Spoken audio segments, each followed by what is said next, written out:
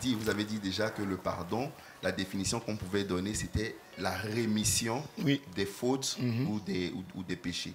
Et que ça ne se fait pas sur base de mérite. Non. C'est bien cela. Oui, oui. Et on a également, par rapport à l'exemple qu'on a également pris, on a dit qu'il y a souvent en fonction de la personne qui se trouve devant nous, on en arrive à pardonner plus facilement à cette personne-là qu'une personne qu'on considérerait moins. Exactement. Ok. Et donc, du coup, j'ai envie de poser la question suivante. Est-ce qu'il y a donc différents niveaux, bon, je ne sais pas si la réponse est dans la question, mais est-ce qu'il y a différents niveaux de pardon et jusqu'à quel point on peut arriver à ces niveaux de pardon-là? Ou alors, ça dépend également des offenses qu'on subit. Voilà. Est-ce que le niveau de pardon qu'on doit donner doit dépendre également du niveau d'offense qu'on subit? En fait, c'était le Romains 12, verset 2 qui dit « Ne vous conformez pas au siècle présent, mais soyez transformés par le renouvellement intelligent, afin de discerner la volonté de Dieu, ce qui est bon, agréable et parfait. » Au fait, mon point, c'est que je voulais faire sortir ici, c'est la partie agréable, hein, ce qui est bon, agréable et parfait. Vous voyez? Effectivement, il y a plusieurs degrés de pardon. Il y a le pardon au niveau sentimental. C'est un pardon qui est basé sur les sentiments. Je m'explique. Quelqu'un fait une erreur, il vient en pleurs, en larmes, il demande pardon. Vous voyez? Et le pardon peut être donné par sentiment, ou quelqu'un, il a fait une erreur, il y a une offense, pour se pardonner, il t'offre un restaurant. Il t'amène au restaurant. Ok, tu as mangé, tu es content, ou bien il t'offre un cadeau. Tu vois? Qu'est-ce qui a conditionné le pardon? C'est, l'as-tu pardonné parce que tu voulais le pardonner, ou l'as-tu pardonné parce que tu l'as vu en l'âme? Ou l'as-tu pardonné parce qu'il t'a envoyé au restaurant? Et si ça, c'est la base, ça veut dire que c'est ce qui a conditionné le pardon. Si tu n'avais pas envoyé au restaurant, est-ce que l'aurais-tu pardonné? Si la personne n'était pas en larmes devant toi, l'aurais-tu pardonné? Vous voyez? C'est des questions qu'il faut qu'on se pose de plus en plus. Souvent même on attend, en fait, le manque de pardon peut être dû à ça, c'est-à-dire que tu attends que la personne vienne dans une situation, comme a dit le pasteur, dans un état vraiment de détresse. Tu veux que cette personne dise « Ah, vraiment, Serge, pardon, pardon ». Et là, tu dis « C'est à partir de là uniquement que je peux pardonner ». Oui, parce qu'en ce moment-là, peut-être que tu te sens dans une certaine situation de... C'est ça. Tu veux une satisfaction. Parce qu'en fait, le pardon, il attaque où? Le pardon attaque l'âme. Attaque l'âme. Et après avoir attaqué l'âme, bloque j'ai envie de dire, comment on bloque la flexibilité de l'esprit à pouvoir avancer. C'est pour ça qu'elle avait dit qu'un esprit abattu. Parce que quand ton âme est abattu, ça influence ton esprit. Vous voyez? Ton esprit ne peut pas être fervent et puis ton âme est abattue. Non. C'est pour ça que David a dit à son âme, lui il avait l'esprit, il était fort, il a dit à son âme, hey, mon âme, pourquoi tu t'es abattu dedans de moi? Relève-toi. Relève-toi. Vous voyez? Mais ce que je suis en train de dire, c'est quoi? C'est que le pardon qui est basé sur le sentiment, c'est parce qu'on attend une satisfaction de l'âme. Parce que l'âme a été blessée. Elle s'est dit, ah, il s'est humilié, il s'est rabaissé. Ah, ça a, en guillemets, bouché le trou qui avait été ouvert. Ça a colmaté la blessure. Et donc, c'est maintenant la satisfaction de l'âme qui dit, ok, je le libère.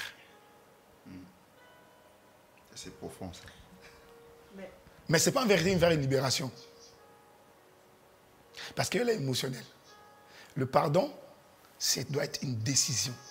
C'est un devoir citoyen.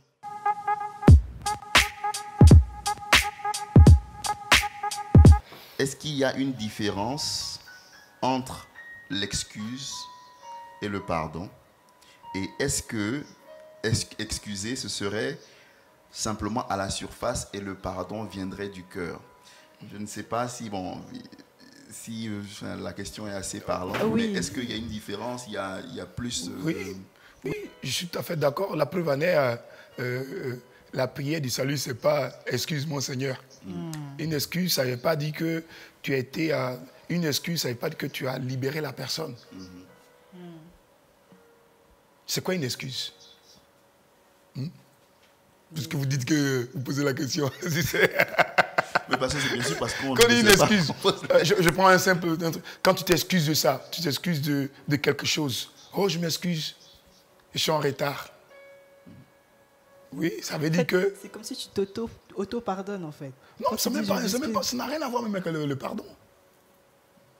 C'est juste dire un justificatif du fait que j'ai été en retard ou pour dire je n'ai pas fait exprès ou dire je ne l'ai pas fait sciemment ou c'était pas intentionnel. Excuse-moi parce que c'est pas ce que je voulais faire. Mais ça ne veut pas dire, c'est pas pardon. Non. Et excuser, c'est pas pardonner. Le pardon, c'est autre chose. Le pardon, c'est libérer. C'est libérer. En fait, le pardon. Oui, le pardon, c'est le cœur. C'est libérer d'une offense. Quand on s'excuse, ce n'est pas forcément qu'il y a une offense. Hein. Attends, il y a une réunion qui devait commencer à 19h. Tu arrives à 19h15. Est-ce que les gens sont fâchés? Non. Désolé, excusez-moi, je suis en retard. Oui, c'est pas grave. D'ailleurs, même parfois, quand on te dit, les gens disent ça en souriant. Ils disent, c'est pas grave. Mais si tu as comment on appelle, un rendez-vous important, ou dans lequel c'était obligatoire, tu devais être là, tu n'as pas juste dit excuse, hein. Tu vas demander, je demande pardon, il y a eu ceci, je demande pardon pour... Voilà, si tu as fait un mauvais travail, tu n'as pas dit... je donne un exemple, je prends un exemple, un jour, il y avait un collègue...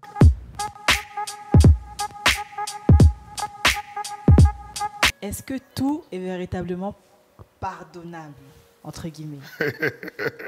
Ok, en fait, je te réponds une question. Quand on dit tout est pardonnable, est-ce que si on regarde même ce que Jésus a fait pour nous, est-ce que Jésus n'a pas pardonné de nos péchés qu'on n'a même pas encore commis? La Bible dit quoi? Que quand Jésus a été crucifié, il a dit, tout est accompli. Quand il dit tout est accompli, tout est pardonné. Tout a été pardonné. Parce que si vous regardez, la croix, Jésus n'est pas venu comme ça, il s'est levé, il a mis sa croix sur son dos, et puis il allait, et puis il dit, bon, allez, crucifiez-moi, allez, et puis il est fini. Non, il y a eu 7 étapes. Les 7 étapes symbolisaient les 7 domaines dans lesquels l'homme devait être libéré, acquitté. Et lorsqu'il arrivait à la dernière étape, et il savait qu'il allait faire, la dernière, c'était de libérer l'esprit. Et lorsqu'il arrivait à la dernière étape, il ne peut pas le dire après, dans le dit avant, il dit, tout est accompli. Tout est pardonné. Oui, tout est pardonnable. On entend des personnes qui disent, ah, moi je ne te pardonnerai jamais. Jamais. Mais à vrai dire, il y a des situations où tu peux comprendre, même si tu sais qu'il faut qu'elle pardonne, mais tu peux comprendre. Une personne qui a, par exemple, une fille qui a vécu des traumatismes, violés, des abus, et aujourd'hui elle dit, ah, je ne pardonne pas. Non, je ne pardonnerai jamais. Parce que ça, c'est une expression qu'on entend souvent, pasteur. On est d'accord, hein? Oui, c'est une expression, mais c'est une expression charnelle. Ce qui parle là, c'est la chair qui parle. Pourquoi? Parce qu'elle a été blessée. Le blessé blesse. Quand quelqu'un est blessé, il a tendance à reproduire ce qu'il a reçu. Donc, comme tu es blessé, tu blesses. Quand quelqu'un dit je ne pardonnerai jamais, c'est parce que le mal, là, pour elle, ça ne peut jamais partir. En fait, c'est ça. C'est l'expression du mal qu'elle ressent qu'en disant « je ne peux pas pardonner ». Pourquoi? Parce que le mal est trop encore vif. Il est trop profond. Il saigne encore abondamment.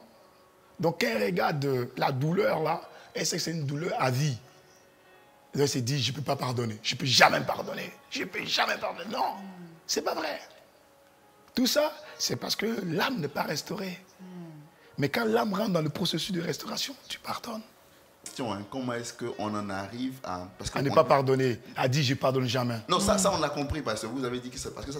Ok, je voulais un peu expliquer pourquoi je dis une personne qui dit qu'elle ne peut jamais pardonner, ça voit avec son âme, et lorsque son âme est libérée, elle va avoir la possibilité de pardonner. Je vais expliquer, c'est parce que j'ai dit premièrement que le pardon, c'est une décision, c'est même le fruit d'une décision. Ok? Mais c'est parce que, deuxièmement, c'est que le pardon, ou encore le manque de pardon, est un emprisonnement. Le pardon, en vérité, c'est une libération de chaînes. Vous avez, je dis qu'au départ, que c'est une libération de l'esclavage. Un esclave, qu'est-ce qui distingue un esclave? C'est qu'il a des chaînes. Des chaînes aux pieds ou chaînes au cou. Un esclave est distingué par une marque, par une emprise, une limitation, un blocage. Et donc quand on parle de pardonner quelqu'un, on parle de se libérer des chaînes. Et quelles chaînes? Les chaînes de son passé. Les chaînes de son passé. Parce que le manque de pardon te garde sur un joug, sur des chaînes. C'est quand on dit des chaînes, c'est des chaînes d'amertume. Des chaînes d'amertume. Et donc, ça fait que les gens ne sont pas libres. Et pourquoi Dieu ne peut jamais pardonner? En fait, c'est parce qu'elle est encore enchaînée dans son passé.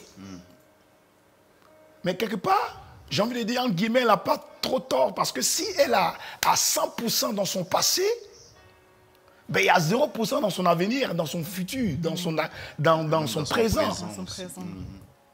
Et donc, qu'elle ne peut pas aller dans l'avenir. C'est pour ça qu'elle parle de jamais. C'est parce que depuis ce qui s'est passé, il y a eu un blackout. Elle est restée. Depuis cet événement, elle est restée.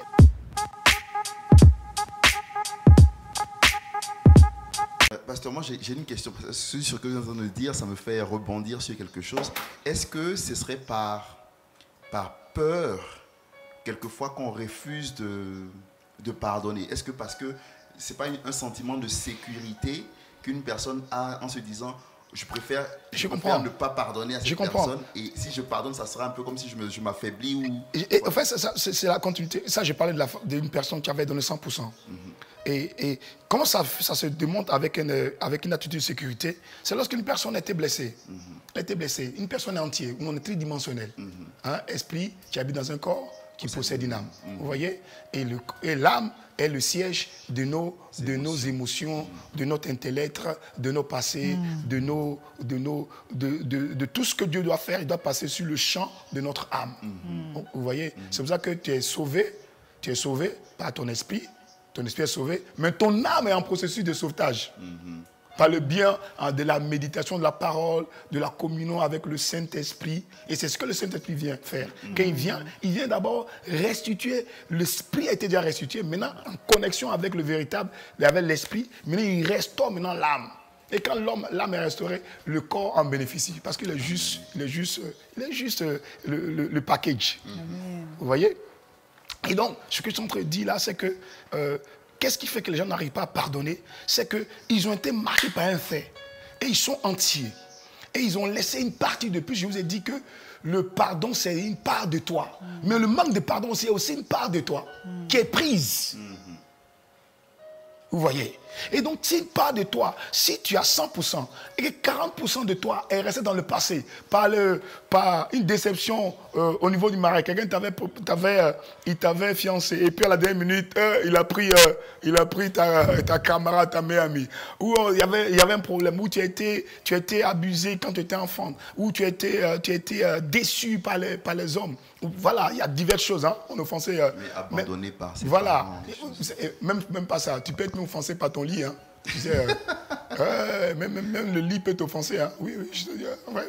Et donc, et que tu as laissé tu as laissé 40 ou 60% d'une partie de toi parce que ça dépend de l'événement qui s'est passé. Si c'est un événement marquant, tu as été moqué, tu as été ridiculisé en public, tu as été humilié, ça il prend au moins 60-80% de toi.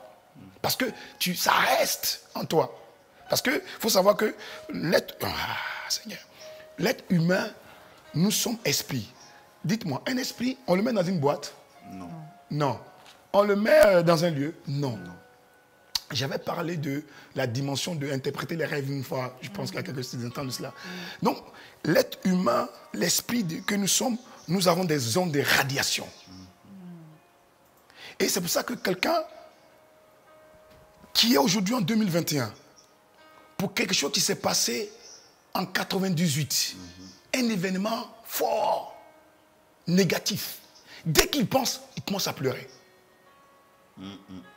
Comme si c'était hier. C'est parce qu'une partie de son être, qui est esprit, est restée toujours connectée à ça. Est restée connectée. Et donc, ça fait que si une partie de toi est restée connectée à ton passé négatif, qu'est-ce qui va se passer? Tu n'as que peut-être 40% de toi. Et donc, les gens sont maintenant dans, entre guillemets, une sorte de sécurité. J'ai fait attention. Pour ne pas me retrouver encore blessé. Je fais attention. Je vais à l'église, après le culte. Moi, plus jamais. Plus jamais. Me trouver encore en train de servir.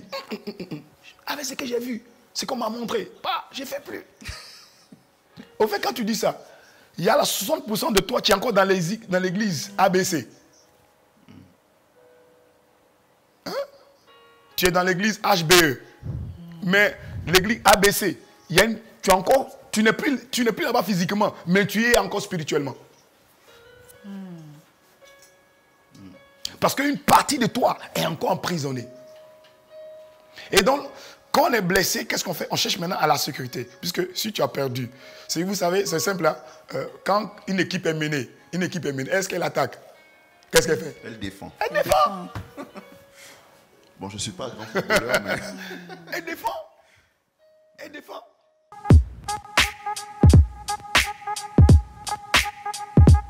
Comment savoir qu'une personne est vraiment sincère quand elle demande pardon? Comment reconnaître quand une personne demande pardon pour juste calmer la situation et après 2 jours, elle reprend le même style de vie? Comment faire la différence sur le moment?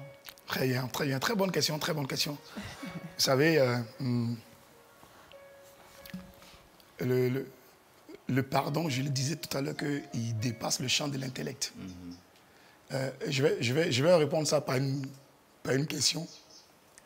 Si tu pardonnes quelqu'un, ou tu as pardonné quelqu'un, et que tu le vois dans la rue, et que ton cœur bat, c'est qu'on n'a pas pardonné. Il y a un problème. Il y a un problème. Hein? Ou tu le vois, et tu veux changer de trottoir, c'est qu'il y a un problème. Et donc, il y a quelqu'un qui m'a posé la question. Mais alors, est-ce que pardonner quelqu'un, je prends ça pour répondre à la question, hein, est-ce que pardonner quelqu'un veut dire on reprend à zéro ce qu'on faisait avant? Ça fait partie d'une question aussi qui était posée. Pas forcément. C'est pas ce que ça veut dire. Et je vais repartir avec nous-mêmes le salut. Est-ce que lorsqu'on a été sauvé, ça veut dire que notre relation avec Jésus-Christ elle est à 100% parfaite? Non. Lorsque tu fais la prière du salut et que tu as été pardonné, est-ce que c'est l'arrivage? Non. Ça veut dire que c'est bon. Jésus m'a dit à Jésus, allez, c'est bon. Maintenant, c'est bon. Jésus et moi, on est réconciliés. Voilà, c'est bon. Maintenant, on marche comme des potes. Faux. Au contraire, c'est le commencement. C'est le commencement. Ça veut dire qu'on a fait table rase sur tout ce qui s'est passé. Donc, pardonner quelqu'un, ça ne veut pas dire que vous avez repris les bons thèmes. Ça veut dire que maintenant, vous partez manger ensemble. Non. Simplement, pardon, ça veut dire que vous avez libéré. Maintenant que vous avez libéré, vous avez fait table rase. Maintenant, vous voulez partir sur de nouvelles bases. Et c'est à vous maintenant de décider de rebâtir. Mais pardonner n'implique pas directement que vous avez rebâti. Non. Je mets clair dessus. Oui. C'est très important. Non, ça ne veut pas dire que quand tu as pardonné quelqu'un, ça veut dire que tu dois renouer la relation. Non. Parce que si tu as pardonné quelqu'un qui ne fait que te blesser, tu n'as pas dit, ben oui, je l'ai pardonné, on a dit de pardonner, donc je reste avec lui, je lui te donne un poignard, après encore te donne un poignard, après, on dit de pardonner. Non, c'est pas ça. Tu les libères. Tu l'as libéré. Maintenant que tu l'as libéré, tu dis, voilà ce qui s'est passé et qu'on a eu tel problème. Pour qu'on marche ensemble, il faudrait qu'on évite ça. Es-tu d'accord que ça n'arrive pas? Et vous tombez d'accord, vous marchez ensemble. Deux personnes peuvent-elles marcher ensemble si elles ne se sont accordées. Amos 3.3. Et donc, c'est pas là. Donc, c'est là, vous décidez de bâtir ensemble. La preuve en est, quand on a été pardonné, est-ce que notre relation, elle est optimale avec le Seigneur? Non. Maintenant, on commence à bâtir notre relation avec le Seigneur, mais par la grâce de Dieu, avec le Saint-Esprit, car c'est lui qui sait comment renouer notre relation perdue avec le Père. C'est sur cette partie-là. Et c'est ça le Saint-Esprit vient faire. Et parfois, est-ce que même quand tu as renoué la relation avec il n'y a pas de chapeau?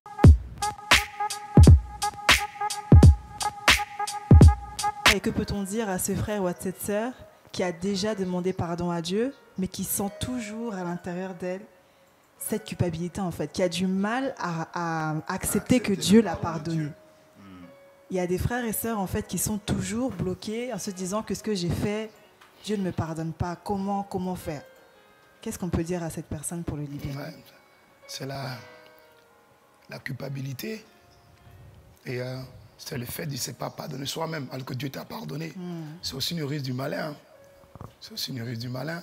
Et bon, je pense que c'est parce qu'on va terminer à répondre à cela, mais je voudrais juste dire en quelques mots.